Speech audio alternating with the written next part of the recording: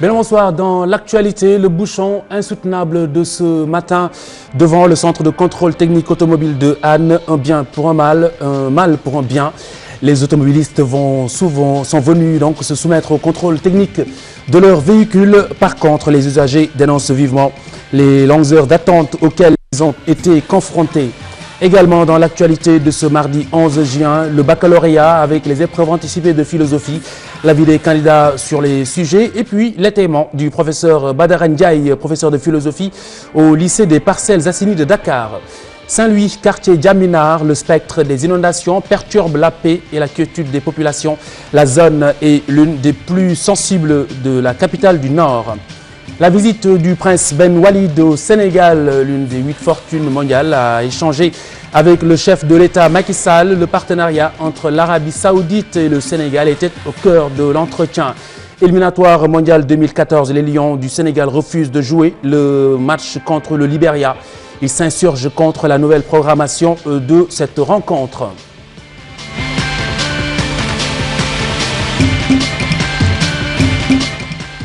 Embouteillage inhabituel sur la route des Maristes à Dakar, plutôt bon signe pour la sécurité routière. Les nombreux véhicules se rendaient au centre de contrôle technique des voitures mécaniques. Par contre, les automobilistes ont mal vécu les longues heures d'attente dont ils auraient pu se passer à leurs yeux. Si, bien entendu, le centre de contrôle faisait plus d'efforts, disent-ils, dans les procédures. Ibou Diouf, Ibrahim Kamara sur place. Voici le reportage. 13 heures au centre de contrôle technique de véhicules automobiles de Hann. Des véhicules stationnés un peu partout. La visite technique obligatoire. On a commencé l'exploitation le 11 juin 2012. Avant cette date, avant le 11 juin 2012, on a constaté que des centaines et des centaines de véhicules qui ne voulaient pas venir au centre par peur avaient jugé nécessaire d'anticiper leur visite technique en allant opter pour l'ancienne forme de visite technique. Ces 10 véhicules aujourd'hui se retrouvent dans une situation où le certificat d'aptitude technique arrivait à terme qu'ils doivent renouveler. Puisqu'ils avaient fait en même temps le contrôle technique, aujourd'hui ils doivent se présenter en même temps à la même période au niveau du centre, ce qui explique cette situation qu'on a constatée. Parce qu'on n'a jamais connu un flux pareil de véhicules. Les automobilistes attendent durant plusieurs heures l'endroit trop étroit pour accueillir toutes ces voitures. La queue est trop longue et c'est fatigant. Moi, je suis là depuis 4 heures du matin.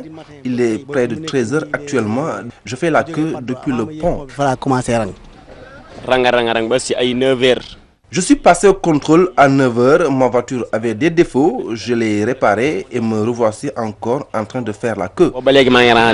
Las et dépité, les chauffeurs se plaignent pendant que d'autres vendeurs de pièces indispensables à l'aptitude des véhicules se frottent les mains à l'entrée du centre. J'ai passé toute la journée ici. On ne travaille pas. C'est une perte de temps pour nous tous. Je vends des extincteurs et des triangles, j'en vends plusieurs dans la journée. Avec ce seul centre de contrôle technique, le service est confronté à la lenteur des procédures et à l'importance du nombre de véhicules qui doivent être soumis au contrôle. Les automobilistes n'étant pas encore habitués au nouveau système, prônent la création d'autres centres de contrôle technique. Le baccalauréat 2013, les candidats ont épluché ce matin les épreuves anticipées de philosophie, l'introduction à la philosophie, l'art, les sciences, quelques contours de ces sujets traités ce matin par les nombreux candidats. C'est un reportage au centre Lamine Gueye de Dakar, Youssou Baro Aminasso. Ils ont planché sur les épreuves anticipées de philosophie. Ces candidats en série scientifique trouvés au centre Lamine Gueye de Dakar jugent les épreuves faciles. Tous les sujets qu'on nous a donnés, on l'a fait, ça fait partie du programme, on l'a aussi traité aussi. Bon, ça là, c'est le début du cours, hein. Ça fait partie du début. C'est la définition de la philosophie et quelque chose comme ça. Dans l'ensemble, je les ai trouvés abordables. Particulièrement, j'étais à l'aise dans les 3 sujets. En série scientifique comme en série littéraire, les sujets tournent essentiellement autour de l'art et de la réflexion philosophique. Moi, j'avais choisi le premier sujet qui s'intéressait sur la philosophie elle-même. Elle porte sur la première leçon de la philosophie, du programme de la philosophie. Il y avait 2 sujets de dissertation et un sujet de commentaire. J'ai choisi le premier. C'était sur les définitions de la philosophie. On peut noter que du point de vue, n'est-ce pas, donc, de l'écriture, du point de vue du sens, du point de vue de la sémantique, etc., non, je crois qu'il n'y a aucune difficulté d'accès pour ces trois sujets. Sur les 103 500 candidats inscrits pour la philosophie, le centre Lamine Gueye de Dakar accueille les 1145 répartis en 3 jurys. Médina Yoro Fula, les candidats au baccalauréat 2013 ont perdu une bonne partie de leur énergie sur la route. Ils ont en effet été obligés de se rendre à Kolda, la localité n'ayant pas abrité de centre d'examen cette année. Abdoulaye Diallo. Pour les anticipés du baccalauréat 2013, l'Académie de Kolda compte 1 candidat répartis dans 9 centres. Mais les candidats du département de Médina Yoro Fula, qui sont au nombre de 53, ont parcouru près de 82 km pour venir composer dans la commune de Kolda à cause de l'éloignement et du mauvais état des routes qui séparent Kolda, commune de Médina Yoro Fula. Les élèves de Médina Yoro Fula sont venus composer à Kolda parce que je dirais nous avons eu une expérience malheureuse l'année dernière avec le centre secondaire de Dabo. Vous savez qu'un centre, quand il est secondaire, cela veut dire que c'est le matin que les épreuves viennent au centre et vous connaissez les problèmes de distance. L'année dernière, d'abord, c'était 51 km. Et le soir, il faut obligatoirement que les épreuves reviennent au niveau du jury principal. C'est ce que les textes disent. Les épreuves, les copies ne doivent pas passer la nuit. Cette année, nous nous sommes dit, l'année dernière à Dabo, avec les problèmes de pluie et de sécurité, nous avons failli rater une fois, n'est-ce pas, le coche parce que les épreuves ont failli passer la nuit à Dabo à la suite d'une très forte pluie. Le véhicule est tombé en panne. Parmi ces candidats, 3569 sont inscrits en série L et 462 pour les séries scientifiques. L'année dernière, pour le même examen, l'Académie de Kolda avait enregistré 3335 potaches inscrits. Des éléments de la gendarmerie sont réquisitionnés pour assurer la sécurité dans les centres d'examen se trouvant en zone rurale. Bonne chance à tous les candidats et puis nous retrouvons le professeur Badara Ndiaye en fin d'édition pour nous étayer ces différents sujets de ce matin. Pas de sérénité au quartier Djaminar de Saint-Louis, dans le nord du pays, à l'approche de l'hivernage. La zone est l'une des plus sensibles, d'où cet appel, un appel préventif des populations, appel adressé aux autorités sénégalaises. Youssou Baro, Cheikh Abdou Khadr Mbacké Seck. Djaminar, un quartier au cœur de la ville de Saint-Louis, paisible de vue, mais les eaux pluviales y élisent domicile pendant la saison des pluies. Ses habitants gardent un mauvais souvenir de l'hivernage passé.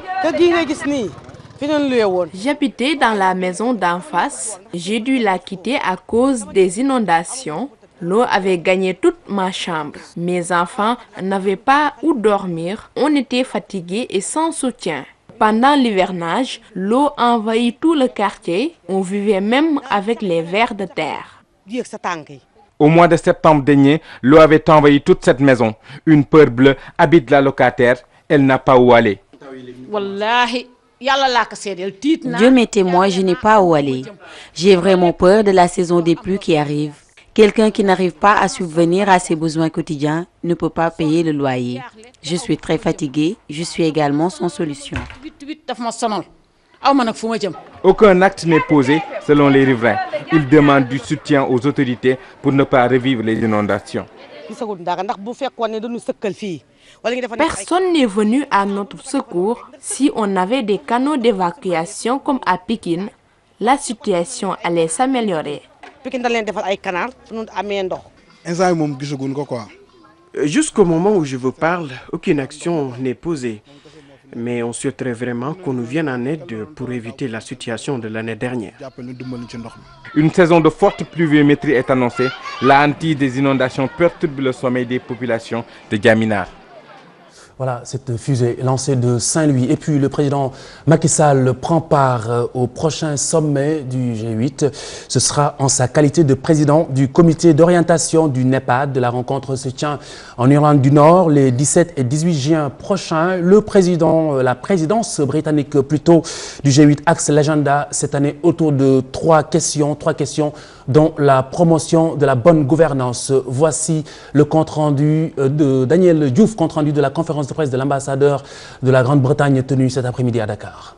La première des 3 questions au menu de cette réunion des 8 plus grandes puissances mondiales, la libéralisation des échanges commerciaux. L'objectif est de faire progresser le commerce pour promouvoir une croissance économique mondiale.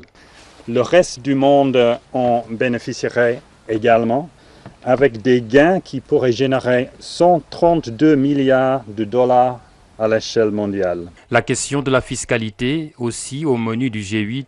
La présidence britannique souhaite concentrer ses efforts sur l'observation des lois fiscales à la fois dans les pays développés et dans les pays en développement. Comme l'a dit M. David Cameron, nous devons savoir qui possède réellement une société, qui en profite, si les impôts sont payés, et nous avons besoin de nouveaux mécanismes pour déterminer où les multinationales paient leurs impôts. L'agenda en matière de transparence est axé sur 3 principaux domaines, à savoir les industries extractives, la question foncière et l'échange automatique d'informations fiscales.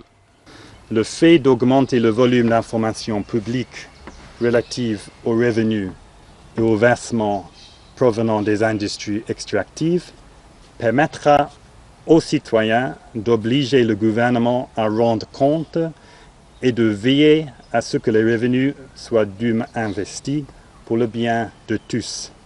Le G8 souhaite lever le voile sur l'acquisition des biens immobiliers. Les citoyens devraient savoir ce que le gouvernement est en train de faire.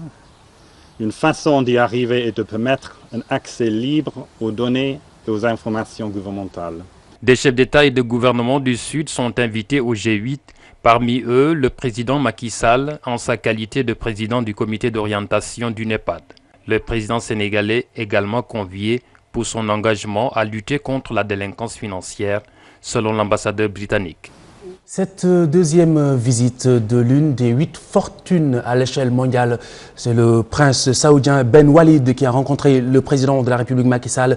Les 2 hommes ont échangé autour du renforcement du partenariat entre les 2 pays, le Sénégal et l'Arabie Saoudite. Hawa Signaté.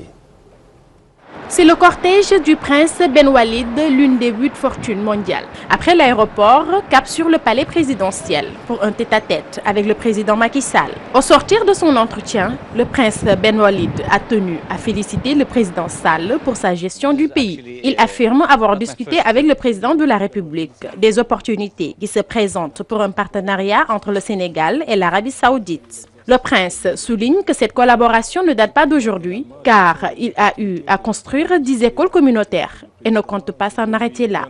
Les œuvres caritatives aussi sont au menu.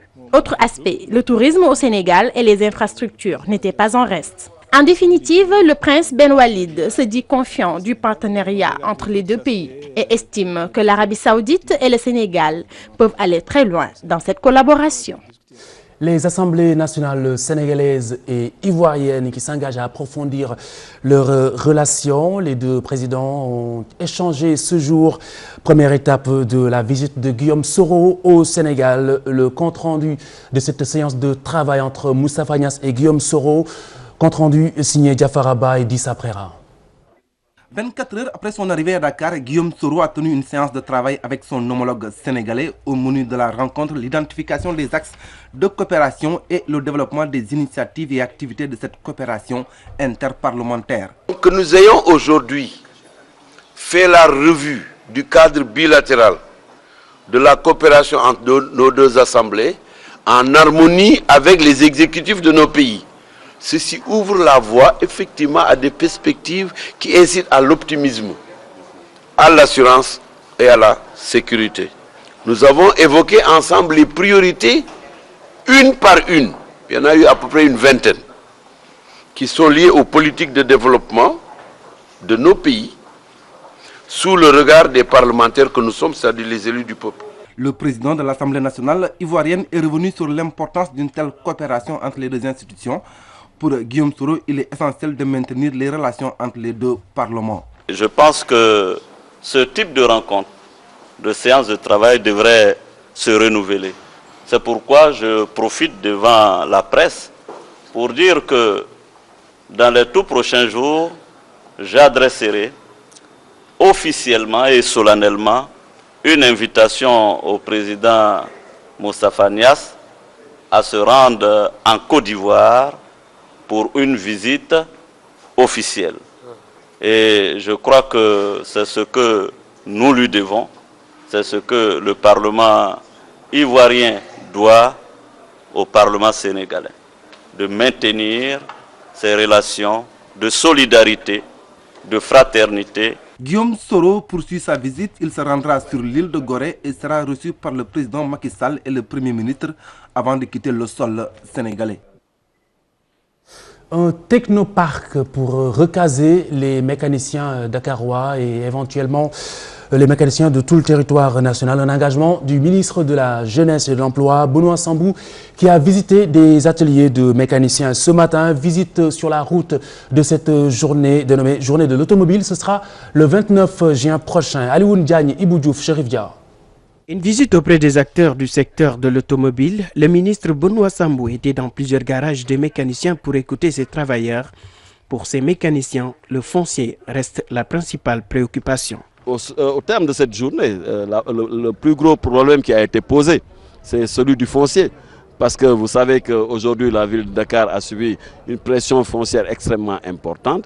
Et la grosse difficulté, c'est que partout où ils s'installent, ils sont obligés d'être délogés. D'abord parce que souvent, ils sont sous la voie publique, mais pour d'autres, ils sont sur des terrains appartenant à autrui. Alors, nous avons dit qu'il s'agira avec eux de trouver des solutions. Déjà, saluer la parfaite organisation qu'ils ont, puisqu'ils sont organisés dans ce secteur-là, mais surtout, ils ont des idées et une vision.